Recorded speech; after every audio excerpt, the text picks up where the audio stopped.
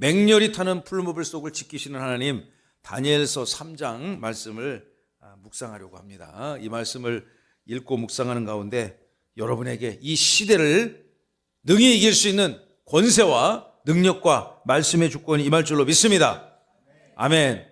여러분, 이 다니엘은 이스라엘 백성들이 포로로 잡혀갔습니다.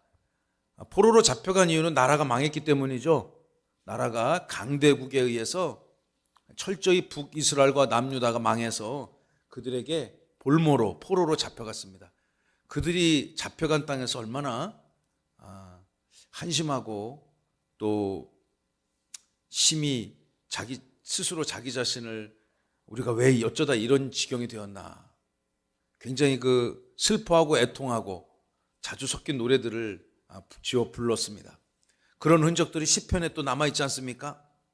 그런데 그 땅에서 굉장히 긴 시간 동안, 100년 넘는 긴 시간 동안 포로기 생활을 거치면서 제가 요즘에 새벽 시간에 에스라 느헤미야서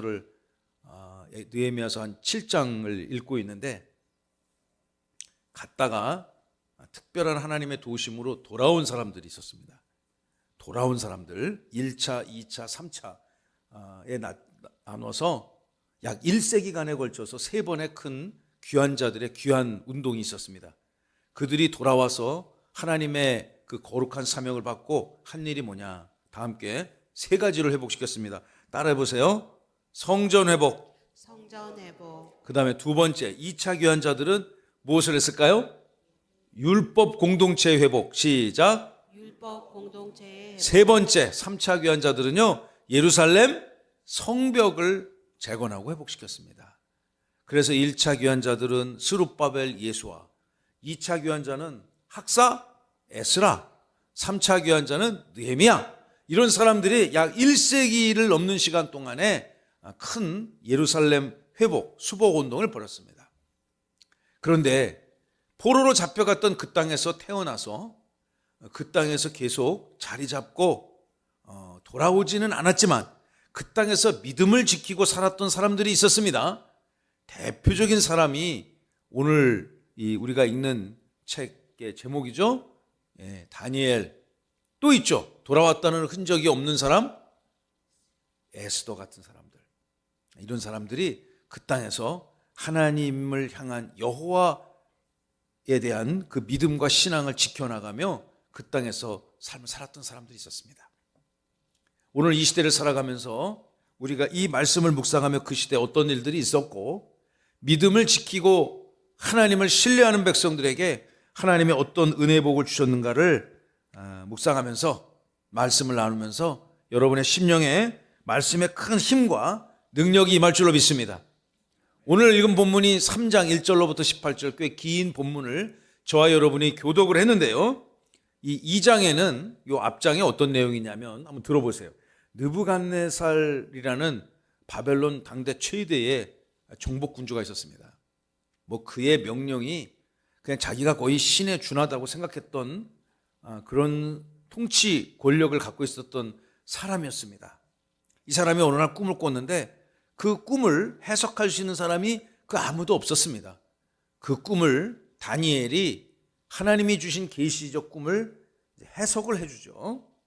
그래서 다니엘서 2장, 우리가 아까 읽었는데 본문 바로 앞에 나와 있는 2장 46절을 한번 보시기 바랍니다.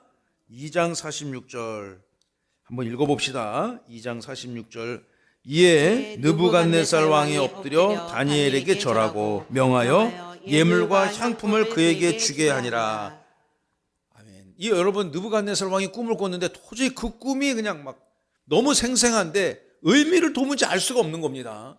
그래서 그 꿈을 그 바벨론의 수많은 박사, 술객들, 점쟁이들, 예언하는 사람들 다 동원했는데 해석을 못합니다.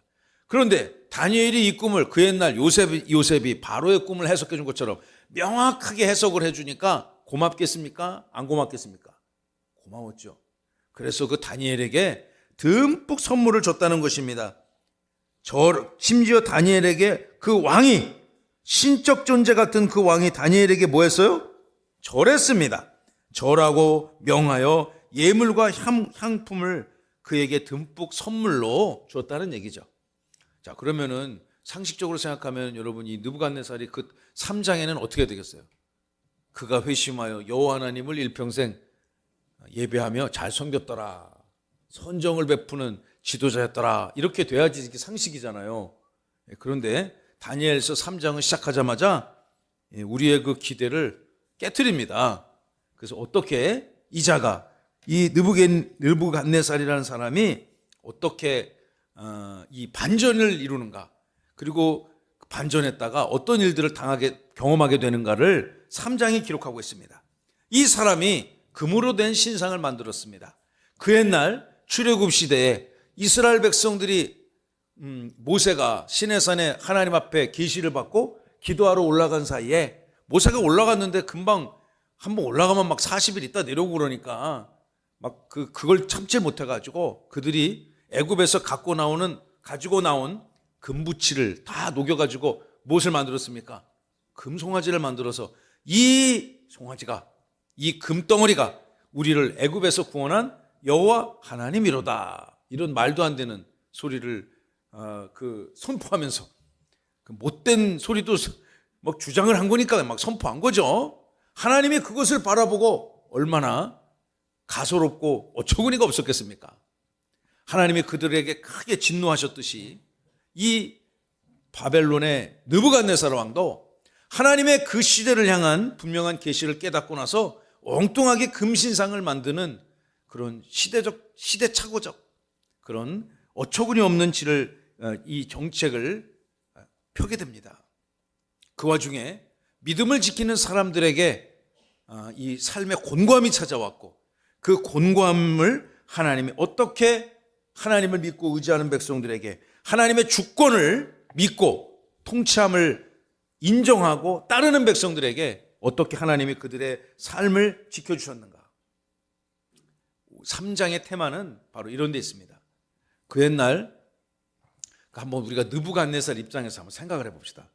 제가 느부갓네살 아니지만 이 사람은 2장에서 그렇게 그 하나님이 주신 계시적 꿈을 명확하게 해석해 준 다니엘에게 잔뜩 선물을 주고 엎드려 절한 사람이 왜 3장에서 바로 즉시로 여호와 하나님에 반하는 금신상을 만들었을까? 참 어리석기 그지없는 짓이죠. 노아의 홍수 사건이 일어났습니다. 노아 홍수 사건이 일어난 다음에 사람들이 모여 살다가 하늘만 껌껌해지면 겁이 났던 거예요. 트라우마가 생겼어요. 트라우마가. 그 또 엄청난 비가 또 내릴까 봐. 그러니까 여러분 그들이 한 그 정책 행위가 무엇입니까? 탑을 높게 쌓습니다. 바벨탑을 높게 쌓습니다. 그래서 그들이 이렇게 주장해요. 우리가 하늘에 한번 닿아보자. 그러니까 제가 그들을 변론할 생각은 전혀 없는데 그들 입장에서 생각을 해보니까 아마 그냥 하늘에서 빗방울만 떨어지면 겁이 덜컥 났던 것 같아. 그래서 그러한 모든 우주적 상황을 통치하시는 하나님 앞에 그들의 삶과 역사, 시대를 내어 맡기는 것이 아니라 바벨탑을 높게 쌓는 것에 초점을 맞췄습니다. 그래서 비만 오면 아마 이런 생각을 하지 않았을까 싶어요. 제 생각에.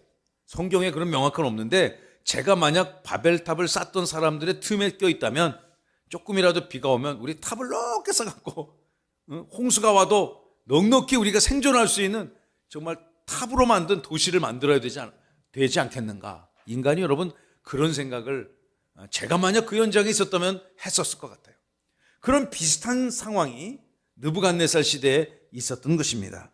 우리 1절과 7절의 말씀을 통해서 금신상에게 경배를 명령하는 세상의 통치자 느부갓네살 왕에 대해서 함께 말씀을 살펴봅니다. 2장에서 분명히 하나님께서 주신 계시를 깨달았는데 이 자가 왜 갑자기 금신상을 만들었을까요? 1절을 보십시다. 느부갓네살 왕이 금으로 신상을 만들었는데 높이가 60 규빗. 이 규빗이 어느 정도 그러니까 이게 도량형이죠. 측정 길이를 재는 도량형입니다. 규빗은 성인 남성의 보통 여기서부터 여기까지라고 하죠. 여기서부터 여기까지. 그러니까 이게 몇 센치 정도 될까요? 한 40cm? 자로 한번 재봐야 되겠네요. 여러분, 이곳이 60개, 높이가 60개. 그런 높이, 그리고 너비가 6규빗.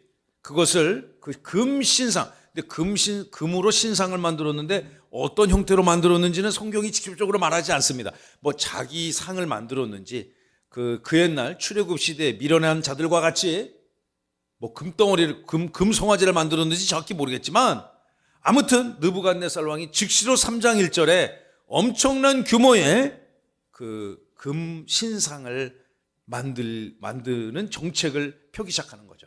그것을 바벨론 지방의 두라 평지, 그러니까 온 곳에, 예전에 그 몽골에 가보면요,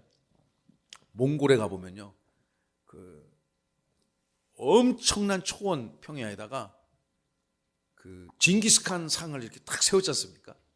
그래서 그 엘리베이터 다 저는 못 가보고 이제 TV로만 봤는데, 거기 이렇게 꼭대기 쫙 엘리베이터로 올라가서 그 전망대에 올라가면 엄청난 몽골의 그 대자연 평지가 다 내려다 보이는, 저는 이 본문을 볼 때 그게 생각나더라고요. 그러니까 압도적인 규모로 그냥 사방팔방 동서로 딱 봐도 그것만 딱 보이게 엄청난 규모의 두라 평지에다가 저 느부갓네살 왕이 금덩어리 신상을 만들었습니다. 그러니까 뭐 그렇게 금이 뭐 수십만 톤이 들어가지 않았겠습니까? 뭐 상상할 수 없겠지만 나라의 모든, 그러니까 저 나라에다가 그걸 하는데 그렇게 그 많은 금을 모을 수 있는 사람은 왕이니까 할 수 있었던 거죠. 왕이 자기가 명령한 금신상을 만들려고 바벨론의 두라 평지에 그것을 세워서 모든 사람들로 하여금 그것을 바라보게 만들었다는 것입니다. 2절을 보시면요, 느부갓네살 왕이 전국의 사람을 보내요. 총독, 수령, 행정관, 모사, 재무관, 재판관, 법률사, 각 지방의 모든 관원을 그 엄청난 규모의 금신상을 만들었으니까 그것이 딱 공사가 끝난 다음에, 제작이 끝난 다음에 세리머니를 하는 거죠. 낙성식을. 그럼 이제 뭐래요? 테이프 커팅이 아니라 이렇게 베일에 이렇게 덮어놨다가 양쪽에서 이렇게 쭉 잡아당기면 쫙 뭐 그런 거 했다는 거죠. 왕이 연설될 것이고. 그러니까 2장을 보니까 저거는요, 어느 한 사람이 뭐 하고 싶어서 호기로 한 게 아니라 저 시대 바벨론 제국에 요즘 말로 하면 국책 사업으로 한 거죠. 그 엄청난 금을 동원할 수 있는 능력. 그리고 저기 모인 사람 보세요. 총독, 수령, 행정관, 모사, 재판관, 재무관, 재판관, 법률사, 각 지방의 모든 관원. 그 나라 중요한 사람들을 다 불러 모았다는 것이죠. 요즘 말로 하면 삼부 요인들, 입법, 사법, 행정부의 모든 요인들, 거기다가 지방 관리들까지 싹 다 모여서 왕이 주관하는 엄청난 규모의 낙성식에 참여했다는 것입니다. 저기에 뭐 빠진다는 것은, 왕이 불렀는데 안 간다는 것은 상상하기 어려운 상황이었을 것입니다. 3절을 보시면, 이에 모든 사람들이 다 참석해서 느부갓네살 왕이 세운 신상 앞에 서니라. 여러분 한번 머릿속으로 이미지를 그려보세요. 넓은 바벨론 평지가 있는데 엄청난 규모의 느부갓네살 왕이 직접 고안해서 만든 금신상이 서 있습니다. 거기에 그 나라 바벨론의 모든 관리들이 다 모여 있습니다. 모여 있는데 이제 시작해야죠. 세리머니가 시작됩니다. 4절, 선포하는 자가 크게 외쳐 이르되 백성들과 나라들과 모든 각지의 언어로 말하는 자들이여. 그러니까 그 자리에 참석한 모든 관리들뿐만 아니라 참석하지 않은 모든 바벨론 제국의 통치를 받는 이방 민족들, 그러니까 서로 다 언어가 다르겠죠. 막 큰 나라가 대제국을 복속하면서 이렇게 그 민족들을 지배하고 있으니까 서로 다른, 그러나 그런 거 다 무시하고 지금부터 왕이 명령하는 모든 것을 다 들어라. 들어야 되는 메시지가 이제 5절에 나옵니다. 5절을 보시면, 너희는 나팔과 피리와 수금과 사명금과 양금과 생황과 및 모든 악기 소리. 요즘 시대로 따지면 뭐를 동원했을까요? 오케스트라. 수십 명이 함께 서로 다른 악기로 모여서 그런 악기 소리가 쫙 울려 퍼질 때, 그런 소리가 딱 들으면 어디 있든지 간에 느부갓네살 왕이 세운 금신상 앞에 절하라, 경배하라는 거죠. 뭐 고개를 수그리고 몸을 낮춰서 무릎을 꿇고 그 금신상 앞에 절하라는 명령을 내린 것입니다. 결국 왕이 세운 신상 앞에 그들의 삶을 내어 맡기고 진정한 주인 되시는 이 금신상 앞에 절하라는 것입니다. 제가 이제 가끔 말씀드리는데 이 중동에 여러 번 다녀왔다고 그랬잖아요. 뭐 거의 중동은 거의 다 다녀봤습니다. 그냥 물론 각지를 다 다닌 건 아니지만 그 중요한 도시들에 거기들은 제가 다 다녀볼 기회가 있었는데, 예전에 우리 이상훈 안수집사님 중국 경제 공부하신 분인데, 중국에서 제가 중국은 많이 다녔을 것 같습니다. 그러니까 중국이 성이 몇 개죠? 31개인데 2개 빼놓고 다 다니셨대. 그 29개 성을 다 다니신 거죠. 중국의 그 큰 대륙을 2개 빼놓고 다 가봤습니다. 그러시더라고요. 제가 얼마 전에 여쭤보니까 그런 것처럼 저도 이렇게 중요한 도시들을 이렇게 가봤는데, 이 사우디아라비아라든가 아주 그 보수 근본주의 이슬람 국가는요, 하루에 거기 가서 이제 하루만 지나보면 알아요. 제가 정확히 시간은 모르겠는데 그 온 도시에 사우디아라비아 뭐 제다, 우리 전석주 명예장로님 일하셨던 거기 일하셨다고 그랬죠. 네, 그 제다, 저도 가봤어요. 거기 제다, 담맘, 리야드 이런 도시에 막 그 아랍 그런 그 무슨 그 꾸란 경전 있는 소리 같은 게 막 음악 소리와 함께 막 이런 게 울려 퍼집니다. 그냥 어떻게 흉내 들어보셨죠? 예, 그 흉내도 못 내는 그런 소리를 그냥 막 그걸 들으면 막 정신이 혼미해져. 그냥 막 무슨 소리인지도 모르겠고. 그러면은 제가 그 묵었던 호텔 힐튼 호텔이 굉장히 높은 호텔이었는데 보니까 차도 안 다녀. 그 시간에는 도시가 딱 그냥 그 순간에 이렇게 그냥 다 셧다운이 되는 거예요. 그냥. 그리고서는 각지 살아가는 삶 현장에서 메카를 향해서 절을 하고, 그런 모습이 전개되는 겁니다. 지금 성경에. 네. 그 이제 제가 예전에 심지어 이 중동을 이렇게 다니는데 비행기를 타고 다닐 거 아닙니까? 거기서 저를 초청하는 쪽에서 이제 좋은 비행기표를 보내줬어요. 그래서 감사한 마음으로 타고 갔습니다.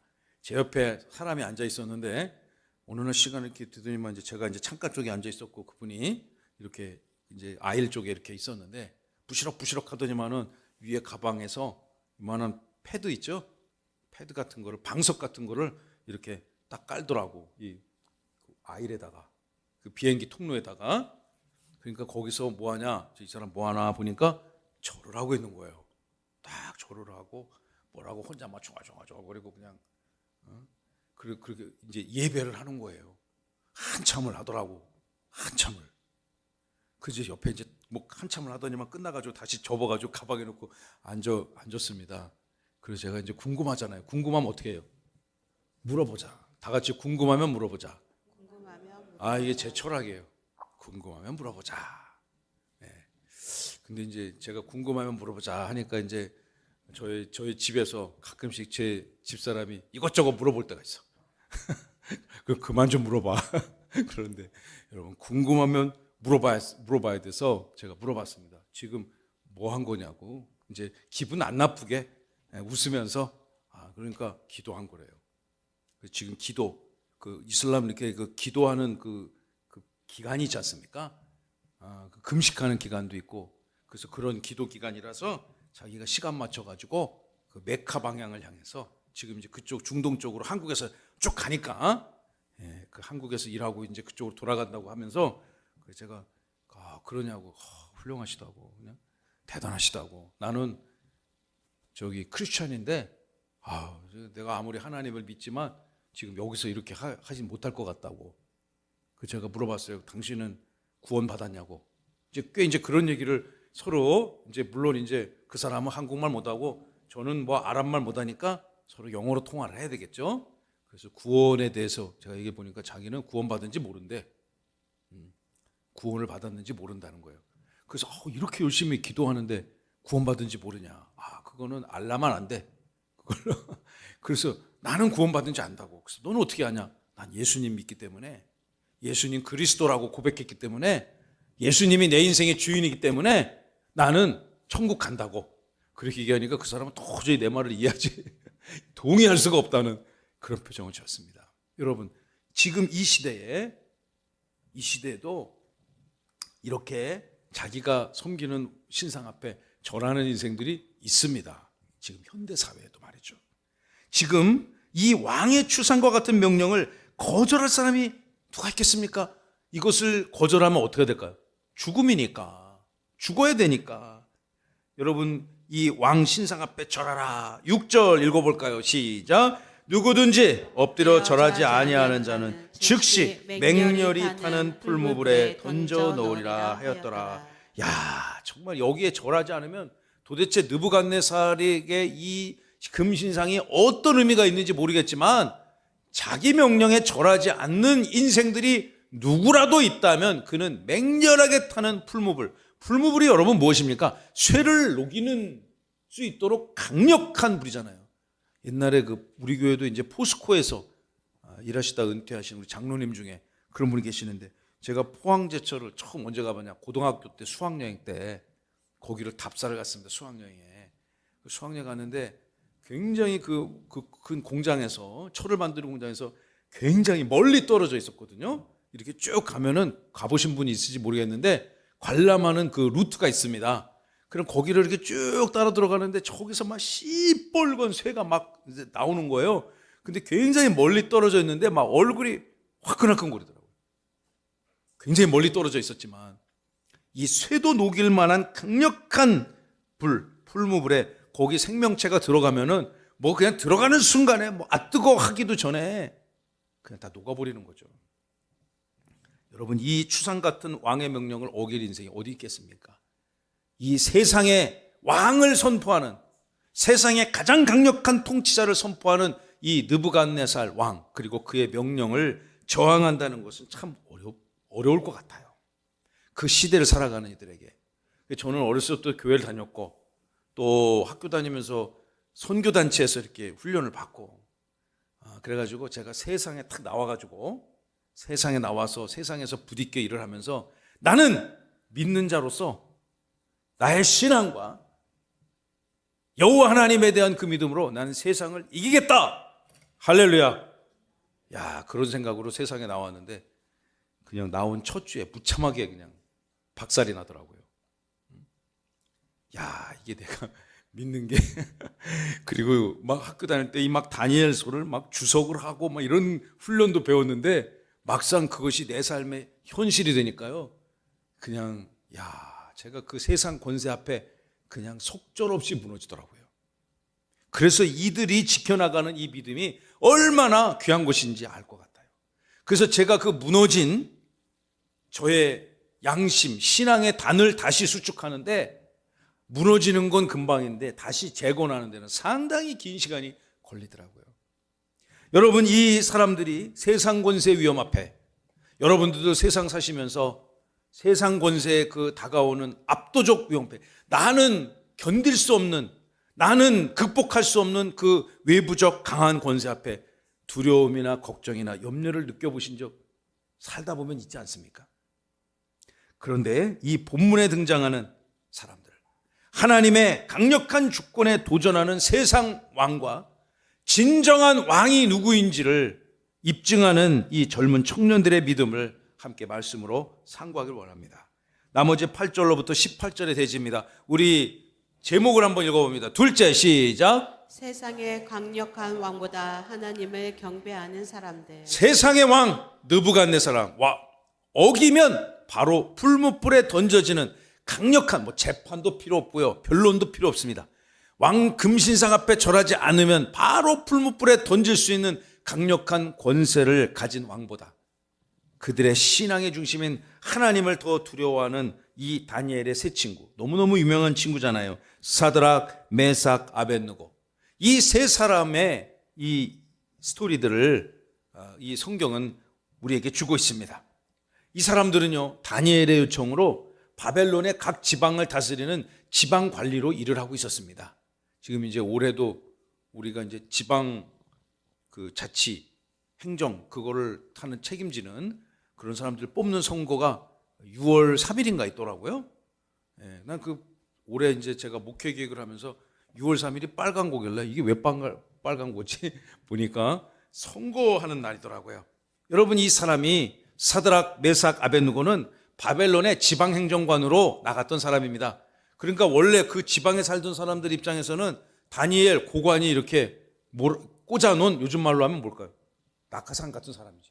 그러니까 좋을까요, 안 좋을까요? 그 사람들 입장에서 곱게 보지 않을 것입니다. 여러분, 그때 이 세 사람들이 이것을 강력하게 거절합니다. 8절을 보시면, 그때 어떤 갈대아 사람들이 나와 유다 사람들을 참소하니라. 막 이렇게 탄핵을 했다는 얘기죠. 탄핵을 했다는 얘기입니다. 어떻게 탄핵을 했을까요? 9절. 느부갓네살 왕에게 나아가, 왕이여 만수무강하옵소서. 만수무강하라 그러니까 기분 좋겠죠, 왕이. 10절에 보시면 왕이 명령을 내렸습니다. 그렇게 온 나라에, 바벨론 나라에 각종 악기 소리가 들리는 특별한 때에 당신께서, 왕께서 세운 금신상을 향해서 절을 하라 명하지 않았습니까? 누구든지 엎드려, 11절 보시면 엎드려 절하지 아니하는 자는 풀무불 가운데 던져서 죽게 될 것이라고 왕이 말씀하지 않았었습니까? 그럼 왕이 내가 그런 명령을 내렸지. 12절. 그런데 문제가 있습니다. 무슨 문제가 있을까요? 유다 출신의 유태인들, 이스라엘 사람들, 사드락, 메삭, 아벳느고, 아주 유명한 세 인물입니다. 우리 한번 읽어봅시다. 시작. 사드락, 메삭, 아벳느고. 이 세 사람이 바벨론 지방을 다스리는 지방관리로 임명을 받았는데, 이 사람들이 왕이 세우신 금신상 앞에 절하지 않고 있습니다. 그러자 13절, 느부갓네살 왕이 감히 그 왕의 명령을 어길 사람이 누가 있겠습니까? 자기 명령을 무시한다고 하니까 기분이 당연히 나빴을 것입니다. 노하고 분하여 이 세자를 당장 끌고 오라. 세 사람이 왕 앞에 모여서 지금 정죄를 받고 있습니다. 그 사람들을 왕의 앞으로 끌고 옵니다. 그리고 14절에 보시면 느부갓네살 왕이 이렇게 물어보죠. 야, 너네가 진짜 너희가 믿는 신을, 내가 믿는 신을 너희들이 무시하고 섬기지 아니하고 저 금신상 앞에 절하지 않았다는 저 고변이 사실이냐? 여러분, 이거 사실입니까, 아닙니까? 사실이죠. 사실입니다. 부정할 수 없는 사실입니다. 그런데 이 느부갓네살이 이 사람이 다니엘과 가까운 사이이고 다니엘로부터 꿈 해석의 지혜를 얻었기 때문에 그래도 살려주고 싶었던 것 같아요.